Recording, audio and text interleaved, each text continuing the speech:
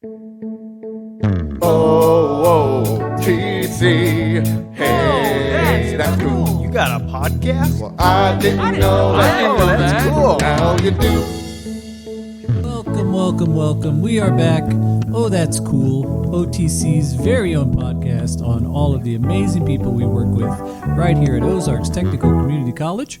I'm Jared Durden, and with me as always is Andrew Crocker, coming to you somehow late in June. We were talking about before we started recording how quick this summer's been going for at least you, a little bit for me. My summer has been normal speed except for the vacation. The vacation itself, for some reason, when you're spending time on a beach, time doubles in speed. It's Absolutely. Like after a couple hours on the beach, it's 5 p.m. and you got to start packing in.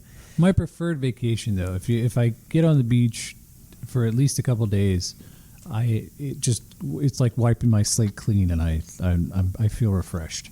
Can I bring something up that we talked about in our last interview with Caitlin Schumacher?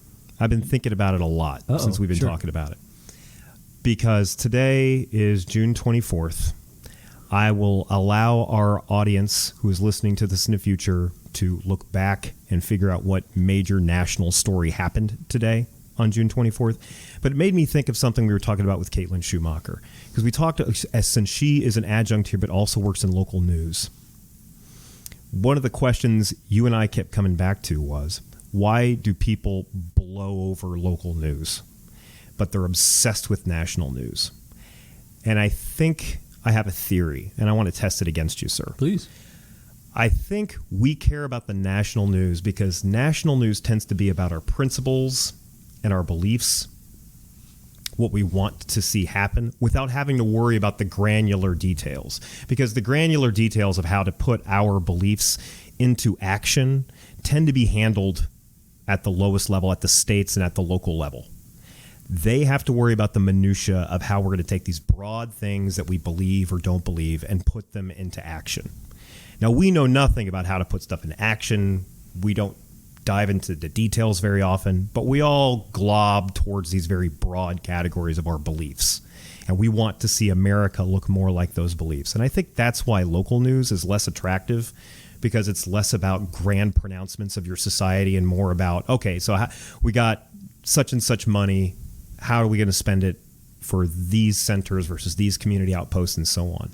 Whereas national news is all about these people are coming for your country. These people are looking to turn your rights upside down.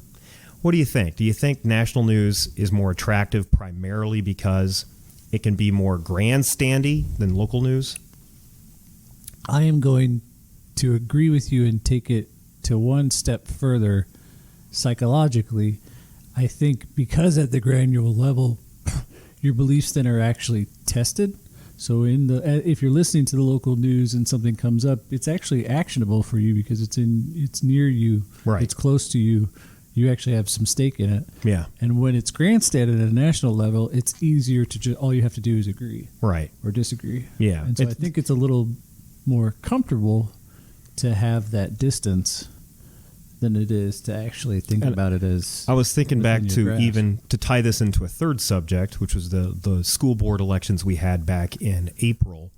We had a couple candidates when school board is very detail oriented, but the candidates that won kind of ran on broader, more headliney type ideas rather than here's what we're going to do on the foundational level. And it made me think of like our interview with Caitlin, who was great. Thank you, Caitlin, if you're listening, for wasting an hour with us. Because obviously we had a major national news story today. A bunch of things are about to change. But we don't know how exactly the changes that we've seen today are going to be enforced on a daily basis. Because that's going to present so many quandaries in the minutia that you and I never think about. I guess I should say the broader public doesn't think about. We think about how we feel about a particular topic, but we don't feel like we don't have a good understanding of what these local and state level folks do to take our national broad beliefs and turn them into granular local ideas. That's one of the reasons why I think local news struggles compared to national news, and just kind of a broad commentary on what we're going through right now. And this is why you're in political science. Yes, it is. But matter of fact, that's why I'm dressed up today. So I'm interviewing a couple candidates for a race today. So, Where can people see this? so I'll just be clear. I am a part of I represent two different organizations within a coalition that the League of Women Voters are hosting. And the League of Women Voters have thrown together 10 to 12 nonpartisan organizations throughout the Ozarks. Some of them include colleges like Drury, Missouri State, and OTC. And Kara and I, since we are essentially the politics department, the political science department at OTC, we handle OTC's representation in that coalition. Matter of fact, Kara interviewed two or three candidates for a House seat a couple days ago. I am also representing a nonprofit. I'm a director of Be Civil, Be Heard, which is a nonprofit here in the Ozarks that encourages and facilitates civil discussion on political topics. Anyways, so as the director, I get to interview Lincoln Huff and Angela Romine, who are both in a Republican primary, since we have primary elections coming up in early August. Man, I hope the people listening care about this as much as I do, because poof. Anyways, so Be Civil, Be Heard no longer has an official website, but we do have a Facebook. Also, my interview will be airing in KSMU in mid-July during the lunch hour. KSMU is going to be airing every single interview for like a week or two, and mine will be one of those interviews, as well as NAACP conducted one, Leadership Springfield conducted one, League of Women Voters themselves conducted one, KSMU themselves conducted one, and so on. So keep an ear out on KSMU for Be Civil, Be Heard, and Yes. keep an eye out on Facebook for Be Civil, Be Heard. That's correct, yes. And 91.1 as well, because that's where that's all going to be aired. The news leader is a part of our coalition. I just keep mentioning organizations, but yeah. So the reason we are here today, we have brought on a very special guest. With us is Director of Human Resources, Ocki Haas. Welcome to the program. Yay! Thank you for having me. I'm excited. Yes, and we are too. We've been hunting you for a month or two now. We finally got you in the room. How's it feel? You're looking around. It feels very podcasty in here, doesn't it? Yes, it does. A lot of Very wires, official. plugs, and buttons. Yeah, okay. Well, Ocki, it's so great to have you here. First of all, before we start pelting you from every direction with everything we could think of, you're such an interesting person. What do you do here? How long have you been doing it? What's your position?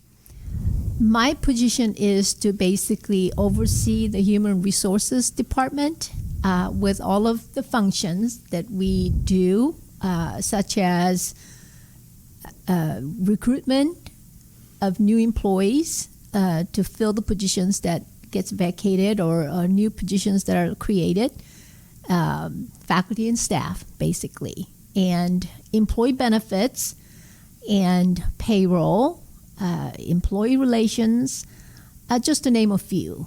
And basically, we exist to support OTC and take care of our employees, basically, so that our employees are taking care of our number one customers, which are our students. And the number of employees that you take care of is a lot broader than some of us might think. Clearly, faculty, staff, administration. But you deal with, I would imagine, work study people, any part-time workers, Yes. any student workers. Do you deal with all campuses or just the Springfield campus? All campuses. Mm-hmm. We are centralized HR for entire college.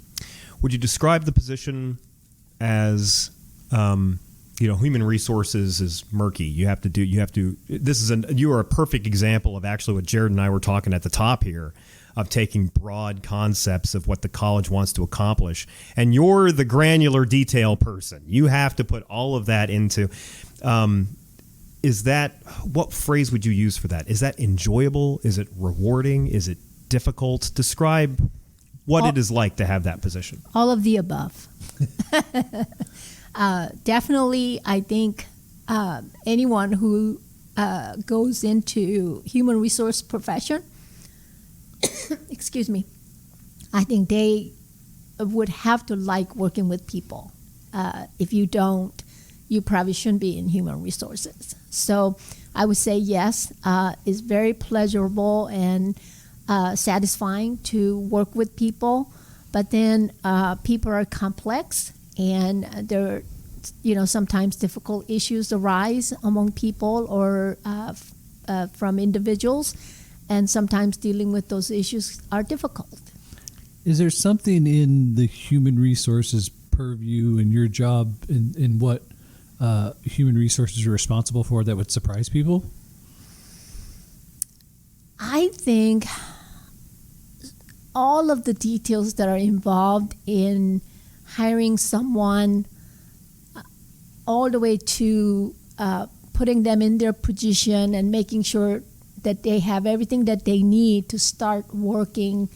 I think all of those details that are involved, some are government mandated, situations where we have to comply with certain regulations. I think people probably are surprised if they find out all the details that are involved, and mass amount of changes that seems to happen all the time. Can I contribute to your answer here a little bit? Because Sure. you and I worked together not that long ago. I don't think anybody outside of the people who participated might be aware that OTC's HR hosted a series of book clubs not that long ago. Yes. What was the impetus behind that? Why would HR be interested in having numerous people across OTC participate in various book clubs? That was a part of one grant activities that we hosted, and probably the main focus of that is wanting to promote mental health. You hear a lot about how the last couple years of dealing with pandemic and all of the implications that went along with that have impacted, people's mental health in the workplace especially.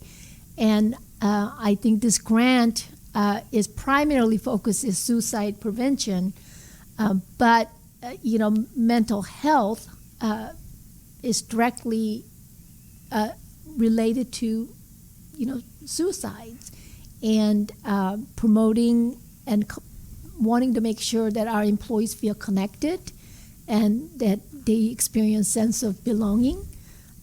Those are work into helping employees feel,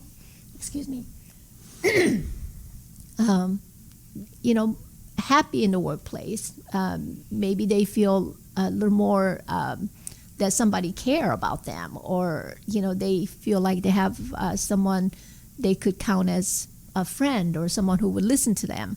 So we felt like hosting a book club like that, especially around the topic of someone who experienced difficulty and overcome it, that was a very valuable activity. And we appreciate you, Andrew, for hosting And the book several club. others as well. Yes, definitely. Yes. So let's kind of get into every single person who has any familiarity with you whatsoever.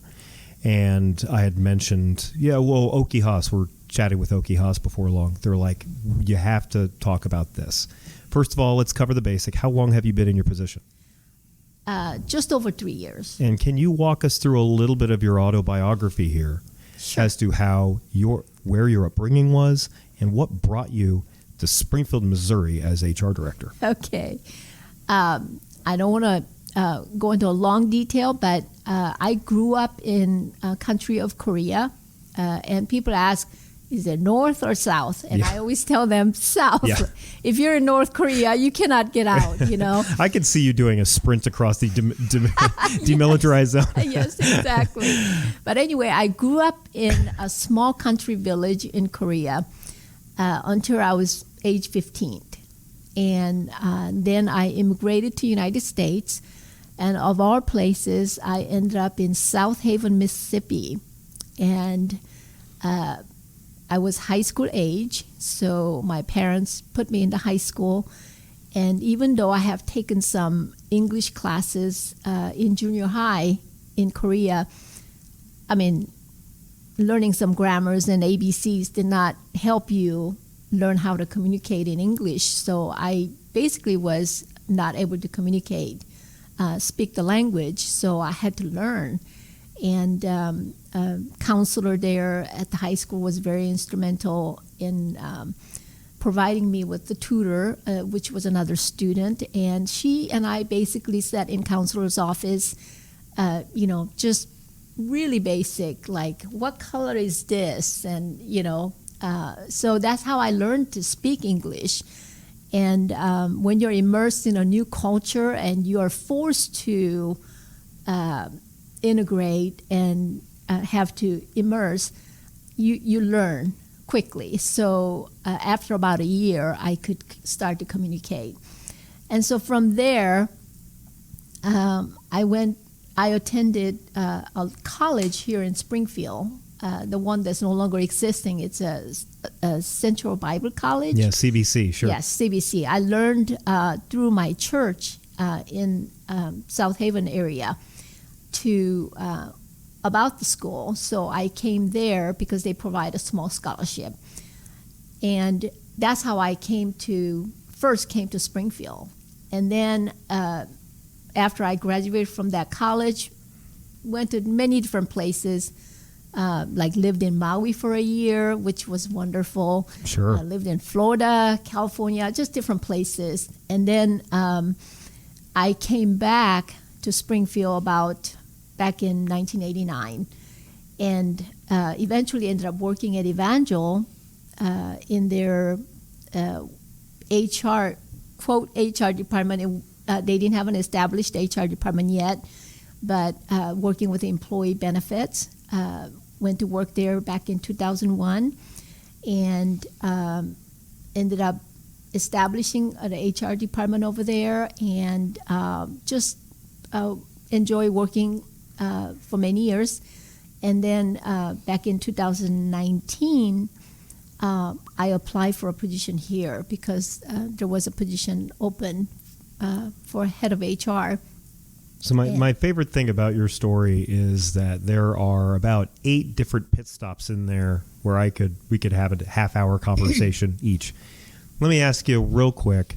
South Korea, perfectly advanced, westernized culture. What was the impetus? Was it just work? What was the impetus that brought your family to America? It's more of a family reasons. Back when I was living there in the country village, the conditions were almost third world countries. We didn't have electricity. We had outhouses. And this was what Back decade? in What, if you don't mind? 1972. Okay, gotcha. Yeah. So I grew up in a very third world country condition. We are post-war, couple decades in at that point. Yes. Okay. Yes. In the city, like Seoul, they had all of those modern conveniences, but definitely not in a big part of Korea still was. But the family reason for coming here, basically my mom had married a GI after my biological father, and she had a split together. And at the time in Korea, if a marriage ended, usually the father got the automatic custody. And so my father had the custody and had legal authority over me, and my mom could not bring me at the time that she was shipped back with her new husband to United States. And so I had to basically wait.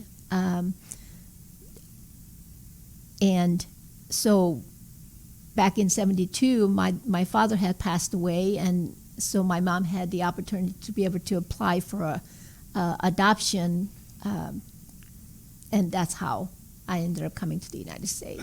Clearly the language barrier, probably the number one thing that made it difficult to integrate. Language and culture. I was about to say, could you be more specific difference. when it comes to cultural integration? What, in your opinion, was the major challenge there, aside from language? If you have had any kind of like research or exposure to Asian culture, Asian culture is very distinct and different than Western culture, and so it was just very different. Growing up in Korea, going to school. We went to school 6 days a week, and Monday through Saturday. And what, 11 months a year? Like, what is it? Not 8 months a year like it is in America. Yeah, I think we have like a month break during the summer. Yeah. And then maybe another month during the winter break. But school was basically all year long. And just growing up in Korean culture, I mean, is very different. And especially in the third world country kind of background, we walked everywhere. No one had a car in the village.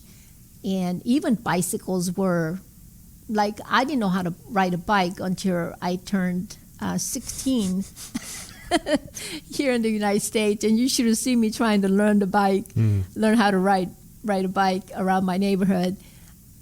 Just everything is so different. Our culture, it's hard to explain. When I came to Mississippi, the busing was in place at the time, and so they were busing this numerous African American students from another part of Mississippi to South Haven area, because South Haven area was predominantly white area, and so I was seeing this clash of two different groups mingle in the high school. And here I was, one Asian person in the entire high school. Just, I felt like I stuck out like a sore thumb, Is it not? Is that we are a very melting pot? We pride ourselves about being a melting pot, which I don't feel is totally accurate, because if you spend any time in America, you'll notice that different cultures, different races kind of create their own mini communities. Do they not have that in South Korea? I know you were not there for part of your youth, but is South Korea very homogenous, where you kind of all look and are the same? Yes, pretty much. Yes. What's your experience with Asian culture? Have you been to Asia, Jared? Have you been to? Have you spent time around Asian communities? When I was at Drury, we went and taught. I went on a college trip we went to India and we went to Thailand. Yeah, and I was there for about a month. I've been to the airport in Seoul. I feel like we got to be very careful when we talk about Asian communities. You should do this when you talk about South Americans and Latin Americans, because those countries are radically different, just like European countries are very different. India and Thailand have nothing in common. They're both Asian very countries, different. but they are very completely different. And same thing, I imagine, with Korea. I mean, Korea, we often, us being Americans, we sloppily associate South Korea with Japan and often China. But that very different cultures, very different belief systems, very different, I don't know, everything. Would you say? Yes. I appreciate too that when you're asked a question like, well, how do these two things compare? That's a really hard question to answer and communicate. Just because it's not only a matter of experience, but there's a history and an overall kind of worldview that from my understanding is very different too. Yes, I would say so. And even in languages, I mean, Chinese, Japanese, and Korean, they're completely different. And you know what? This is so funny. This is complete Americanized ignorance of culture here. I have been my entire life, and I even, like, my closest friend in high school was Singaporean, but still, I went almost my entire life completely ignorant of the fact that Asian languages all sound very different from each other, until I saw an Asian comedian, Ken Jeong, do a bit where he was like, here in America, it's very hacky to do. White people are like this and black people are like that. But that's what he was doing. He was like, Korean people are like this, as he is Korean. And who is he making fun of? He's making fun of his wife, who I think is Vietnamese. So he was doing a bit like Koreans are like this and Vietnamese are like that. And the languages, as he was using them side by side, are radically different. Mm-hmm. But, we get so little contact with that here in America, that sometimes it all sounds kind of stereotypically the same to us. Is it disheartening to you, the degree of ignorance that Americans clearly have about Eastern Asia? You don't know what you don't know, so I feel like it's more of an exposure. And yes, sometimes what's disheartening to me is if someone had a bias against someone because of their ignorance. Just the ignorance itself, that can be fixed by learning about other culture or learning about someone. But if you automatically have this bias against someone because you don't know, or then that is disheartening. I feel like everyone should have that open mind, and when they come across someone that they don't know, they should have that curiosity and the interest to want to learn about them before having any kind of judgment or assumption about them. And the time you were coming of age in Mississippi and in other parts of the country, other parts of the world. Let's go back to high school. And you say high school is socially segregated, not just by race, but race certainly one of the ways. And there are you, the one Asian student. Do you feel that your status standing out in that regard was more of an isolating factor, or maybe gave you the skills to kind of meet people on their own terms a little bit better than perhaps people in those other two classes who did feel the urgency as much? I felt both. I felt that isolation and sense of displacement. At the same time, I'm not a person who is afraid to be able to speak to other people and be able to explain my position. Like if I can't understand something they're saying, then I say I don't understand. So I was very much involved in the high school because there was all these opportunities to get involved. But at the same time, I didn't feel quite understood by people, and I didn't feel that sense of acceptance in a way that people treated me like I was one of theirs, one of them. And so in that way, and I don't think that was intentional, I just think that maybe it was not in their realm of thinking that someone like myself may needed that little more initiative from them to feel included, rather than for me to push myself into a group and say, hey, can I be part of what you're doing? Because I think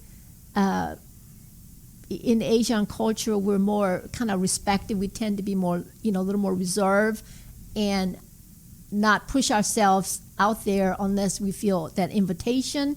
And so, sometimes those kind of factors made me feel very isolated, even though I was very much involved. Well, for what it's worth, that's the most I felt that I can share in the experience that you've had. Like, that's just such a human experience, I think, Yes. that I've absolutely felt that way, right, in my own life. And so, that's a very common experience. I think, played itself out very differently, but Yeah. that just wanting to feel like you belong and kind of working up the courage to reach out and to find those connections. Exactly, because those differences are not just cultural. Yeah.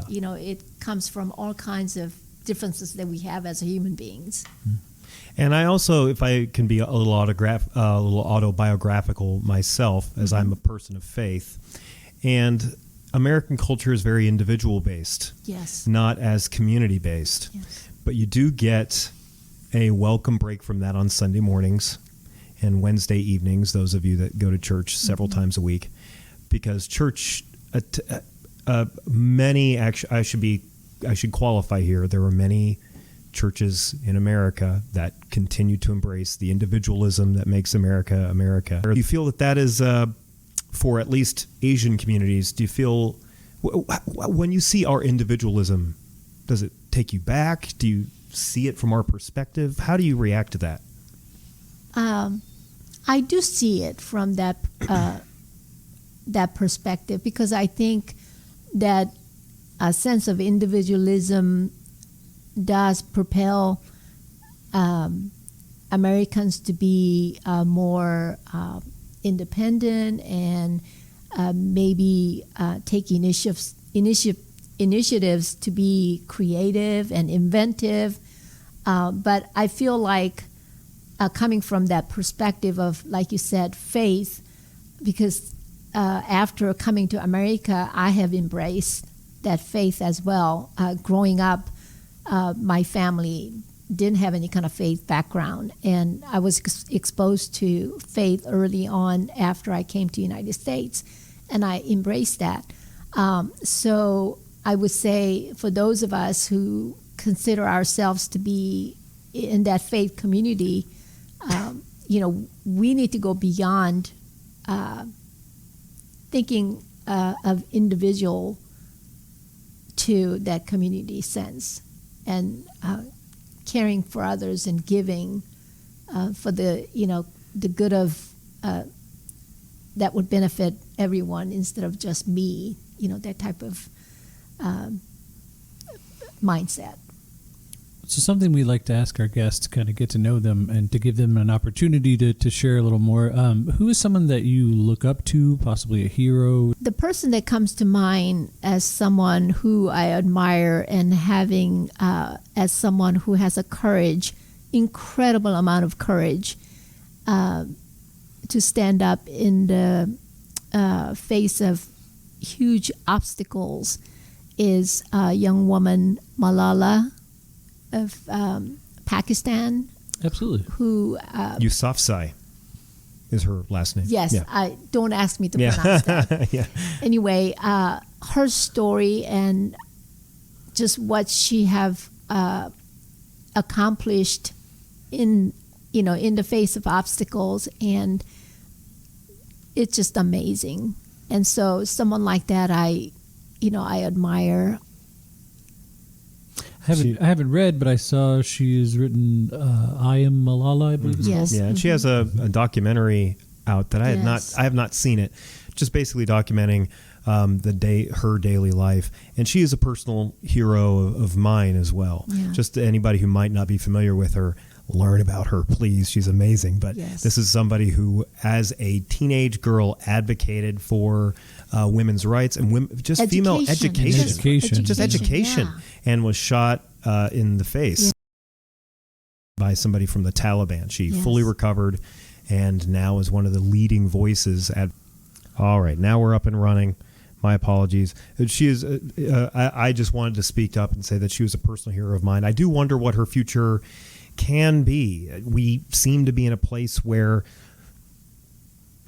the second half of the 20th century was about expanding rights and expanding freedom, expanding democracy. Even the first part of the 21st century was that way. Feels like the last decade, or at least the last few years, has been actually trending in the opposite direction. And it makes it real hard for us to have seen these global trends and national trends. And, how do you stem the tide some against that? And I think that's going to be a new area that we're all going to have to figure out as we live through it. I agree. And, when you see that, it kind of disturbs you, because you want our world to be a better place for our future generation, not, go backwards. And I was going to ask you, Andrew, when you were talking about the change, significant change that are taking place, are you referring to the gun legislation? I'm referring to, although we have seen a gun control bill pass out of the Senate just yesterday, I believe. Today, the Supreme Court ruled that there is no constitutionally protected right to seek an abortion. So as a result, they are going to leave that up to normal political processes, as they often call it, which means the states will figure it out on a state-by-state basis, or the national government will figure it out on a national basis. I see. So that came down today. That came down this morning. I rolled out of bed and I was like, okay, my world is completely upside down now. So by the way, that's something that we will have to navigate in real time, which cuts to earlier my conversation with Jared. We have these beliefs.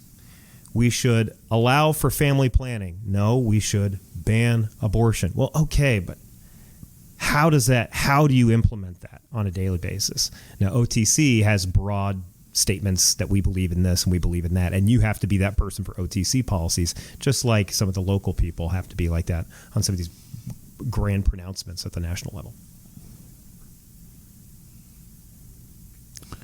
So, since we're getting into some more serious subjects, are you familiar with Gumby? Gumby? Mm-hmm. Not too much. The cultural The clay translation. He's cartoon? like a little character. Yeah. Yes. Okay, so you are. Are you familiar with Mr. Ed?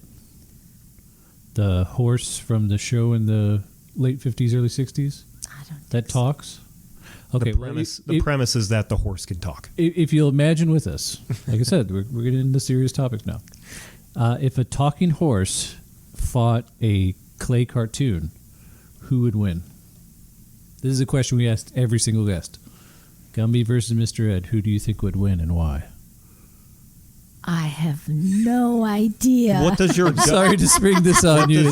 what does your gut tell you? What does your gut say? A horse that can talk. He's also rode a surfboard, wears shorts, and he fights a clay, rather upbeat, happy character. I'm going to say talking horse. Gonna say talking horse. And what leads you to that conclusion? I'm not going to come down on you too hard as I'm Team Gumby. I'm not going to come down on you too hard here, Ocki, because of all you shared with us. But what is your inclination? What ticked you towards the horse? Inclination for the horse. I'm thinking that a talking horse would have a little more ability and mobility to make things happen. Andrew has very, very, very, very biased opinions about this. So let me give you a couple things to think about here. I know you're processing this in real time, so let me help you. We really did work through a spring the couple tough one on you. So first of all, as far as we know, Gumby is indestructible. So first of all, there's no real way to destroy him. Except Jackie Harris presented the idea of Yeah, boy, she has stuck a stick in my spokes if you with heat that it one. up, he'll become fragile and you can break him. But I don't know how the horse could manage to do that. Second of all, Gumby seems to have the ability to stretch indefinitely. I don't know if he is allowed to call in additional helpers, but he also has a This is horse one-to-one. himself. This Just is one-on-one? one-to-one. Okay, never This is mind. It's not one-to-one. like it's not like WrestleMania where you could tag somebody in. 1-to-1. All right, so on top of that, he has the ability to stretch indefinitely. He can. You really can't smash him or kill him, which is the number one thing you'd think a horse would do, right? And probably have to stomp on him, but that's not going to affect Gumby. Third of all, he can phase. As far as we know, he can go through objects. So there's a whole bunch of stuff here. I will say, as we've talked about this more and more, I'm starting to gravitate more towards stalemate these days because I don't know how Gumby will hurt Mr. I'm starting to worry a little bit because it sounds like you're spending way too much time on this. And poor Oki's never heard of either one of these characters. Presented with that new information, how do you feel, Ocki? Well, it raised a question for me. Would people take Gumby seriously? I don't know if you need somebody to take you seriously to win a fight. Oh, you mean like lull Mr. Ed, not by taking him seriously, and then get him? To influence.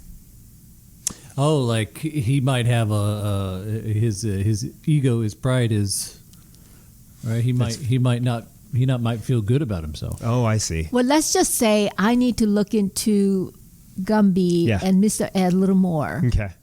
Well, that's good. We record these answers. We submit them to the Library of Congress. So Okay. But if you want to entertain yourself, watch just a little bit of Gumby or Mr. Ed on YouTube. They've got little clips. Okay. It will brighten your day at least. All right. Absolutely.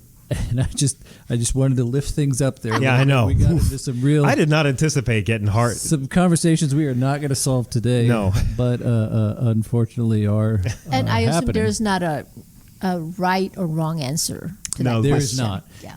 Andrew thinks there is. I do, yes. But He is adamant. more importantly, I think that this is all about shining a light into your strengths and weaknesses as a person.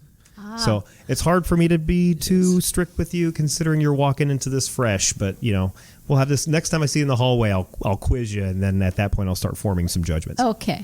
There's a reason I asked that and have for a long time. I'll tell you off air, but I can't give away my. Oh, your 'cause then it'll secret. ruin it, Okay. yeah. All right. So the reason we brought you on is Andrew actually told me suggested you because he had heard that you are into minimalism or considered a minimalist. Can talk to us a little bit about what minimalism is, what it means to you, why you value it? Probably it's different than what internet might define that term, but when I think of being a minimalist, meaning like I think that we should consider, you know how in America we are so consumed with materialism? Yeah. And I see that affects so much waste and so much just, in my family, my 30-something son gets really upset with me if I don't put things in a recycling. Like if I put something in the trash that could be recycled. So when I think about being a minimalist, meaning like I think we should all care about our planet and try to take care of it to last as long as it can. And also, just because we have the plentiful resources, which we are finding out we don't have plentiful or infinite amount of resources to just waste, that I think we should conserve as much as, and I guess maybe it has to do with my background. Like I grew up with not a lot of things, so I can live with less. Like I don't need all that stuff to live. And so last few years I've been watching what's happening in just all over the world, but in America as well, like with people really downsizing like their homes, instead of having this 2,000 square foot homes, they're choosing to live in these tiny houses. They're barely just under 500 square foot, and they can still live just fine, with less. And so I guess my main thing is if we can not so indulge in just wasting and spending, because you've heard that America spends like something like 50% of all resources the world has. That number, I cannot remember now exactly what number it was, but I think here in America, a lot of times we forget that just because we have plenty, that doesn't mean that people in other parts of the world have plenty. We know that they don't. And so it's just more in thinking about, hey, if we can live with a little less and sacrifice a little so maybe someone else can have, what we have or be able to share, then I think that's a good thing. You're reminding me of a headline I read on The Onion a couple weeks back. It's a child entertained by 5 minutes. A child entertained for 5 minutes by plastic toy that will take 1,000 years to biodegrade. So the way we associate minimalism in pop culture is person living in the woods in a white box, barely any decor, with just enough to get by to produce and cook food. I think you're saying that's going off the deep end. Where you're saying you're looking to fight the excess on the other side, where it's not against anybody's moral code to have some decor that fulfills you in some way. No, not at all. But you don't need to jam pack your life full of knickknacks and jam pack your life full of a bunch of excessive. How am I misphrasing this? How should I be saying it? No, I think what I'm saying is more like, hey, if we have a way to recycle things so that we are not filling up the landfill with so much garbage, let's do that, because it all costs. Like cities are spending millions of dollars in trying to create more landfill to accommodate the trash. And so, if you're able to recycle, then that's a really good thing, and we have a beautiful planet, not just in the United States, with all the wonderful national parks and beautiful places. Eventually, if you don't take care of the place that you live, then it's going to go, it's going to get filled up with trash and other things that we want. I guess I care about our future generations, and we want to preserve these beautiful places and take care of it. And so when I think about minimalist, meaning like, hey, if I get to a point where like I don't, it's just me living, I don't need a 2,000 square foot house. I move into a smaller, tiny house which will be just as good. So that is the mindset. And also it helps that I have some millennial children, who's heavily into like recycling and other things, that because the millennials care about recycling and they care about community involvement, and they're thinking in terms of I think benefit and acceptance. And I'm not trying to quote what the millennials are, but I have read of these things, and I have experience with having some children that are in that age. And so that's what I mean by millennialist. I don't mean like you should go into country woods someplace and live at minimal. I don't think I can. Let's not call that out, though, because Jared is not far from doing that. That is pretty close to what he's working towards. We call it homesteading. The tiny house thing, too, is interesting because it also kind of motivates you to spend your time outside. Yes. Right. And when you talk about this idea of, recycling and conservation, I think conservation is a good word. I think it's important to think about, too, just keeping natural spaces natural. Yes. Right. And investing in, like you said, not only state parks, but just local land, especially here in the Ozarks, where we have just, so much beautiful habitat, right? And how important that habitat is. And just that, to me, minimalism kind of is also that idea of thinking ahead, thinking about consequences and thinking about the long term, and not that immediacy that comes with just, I want, I need, right? Can I cut back to something you said a moment ago? Sure. You were talking about a landfill. Have you been to the landfill here in Greene County? Been to Greene County landfill, Jared? Oh, absolutely. And the worst part is the drive down there and just seeing all the trash along the roads, because as things spill off the trucks and stuff like that. For me, it kind of takes up way more space than just the landfill. The thing you would not anticipate when you get to the landfill are just the trucks and trucks and trucks of people that are hanging there. Yeah. They wait for you to dump the stuff that you don't need anymore. They will rummage through it, and they'll find what they need. Now, Godspeed, go for it if you're them. But there's got to be a more efficient way of doing this, a more efficient way of getting, when you're done with goods and when you're done with your goods and they end up in somebody else's hands, there's got to be a more efficient, better way for the planet and for our human dignity than I take it to a landfill and another person rummages and pulls it out of the filth, the muck. Yeah. Yeah. So plastics you brought up especially too are not only a concern with, we've got this huge island size bit of plastic in the ocean just floating there, but now we're finding they grind up into microplastics, and those are pervasive now even in our own blood. In our body, yeah. Right? Mm-hmm. So crazy. To set you up here, so for example, in my house, we're trying to cut back as much as we can on plastics. We do things like using jars and going to grocery stores where we can get dry goods that way, and also we've stopped using plastic tubs from washing detergent. We use these like eco-friendly strip things. What's some tips or things that you may do differently, or that you think is a conscientious way to approach minimalism or just good consumerism?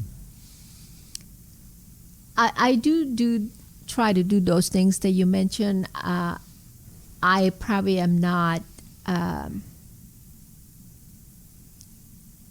to the other extreme where, I homemade things so that I don't have to buy. I think a lot of times working, you're working a full-time job and all the other responsibilities that come with, owning a home and having to care for your family member and things like that, probably limits your time. So I'm not a fanatic to a place, so I don't have a lot of tips, but all of those that you mentioned, I think if we are able to do it to lessen the waste or lessen the creating more waste, I think we should. It's just it's a smart thing. Absolutely. Yeah. We've had a similar conversation in the past with Pat Peterson, an adjunct here. What subject? Composition. Yep. And she walked us through the values of open up your own space for gardening and composting, and how to convert some of your backyard into like a usable, conductive, something that contributes to the environment rather than something that takes the environment and uses it for your own personal good. So there's a little overlap in that concept as well. Sure. And like I said, I'm not at the level of where I would call myself fanatic, but if I had my son have his way, he would probably turn the entire backyard into a wildflower kind of place where there's a room for bees and butterflies and other insects that pollinate our things that we need. I think to you're have a unintentionally. habitat. I think you're unintentionally describing me as a fanatic. Oh, I'm sorry. We do have a rather large pollinator space, so you should. I think it's a good fanatic, though. So, anything that you would like to leave us with? Anything we'd like to give you just the chance to brag? Anything that's happened about the college or that you've done, the work you've done here, that you just like people to know about? Rather than a brag, I do have really good team of staff members that work with me in HR, and they're very dedicated to their work, and they genuinely care about helping the college with what we need to do. So I appreciate them greatly. I appreciate the faculty and staff here, because really it makes everyone doing their job to make things happen at OTC, right? It's not just certain people. So I appreciate the mission of the college, what we, that whole thing about OTC care. It's not just a crochet. We do care about students, and we want to make sure that our students have what they need to succeed. And in my line of work, I kind of parallel that to on the employee side. I want our employees to feel that they are cared for and that they are valued, just as we value students. So that is, all of those things are important. If I could just say one thing, just having come from a different background, of having experienced that sense of feeling like you don't quite fit in, or you're not quite accepted or whatever, and that can go for many diverse qualities and differences that we have as people. I want to remind everyone here at work that when you see someone, I have told my team that people are not one-dimensional. You see them at work, that's just the one side of them. They have a whole different multiple dimensions of who they are outside of work. They're moms and dads and sons and they have different interests and different things that they believe. I mean, there's a multiple aspects of who that person is. So, we need to remember, not just when we look at someone at work, as a coworkers or, whoever that we come across, not just to look at them in that one dimension, but know that, this person has a whole different dimension to who they are. And, to always think of people with that openness and to have that sense of value for that person. And I feel like if we did that, then we would have less conflicts and less issues, I think. Could we steal that for our podcast and just Sure. turn that into our mission statement? Just fantastic. So, minimalists in the home and maximalists in the heart, right? What a fantastic way. Way to put Well it. said. Very well said. Yeah, well, your words. I'm just condensing. I think that's a fantastic way to end the podcast, and we super appreciate your time here. We've learned so much about your experience, your journey here, the work you do for the college, the amazing life that you've led, and these ideas about just thinking before we buy and how we spend our money and what that means for the environment. Andrew, I didn't know that. I didn't know that either. Now you do? Thank you so much.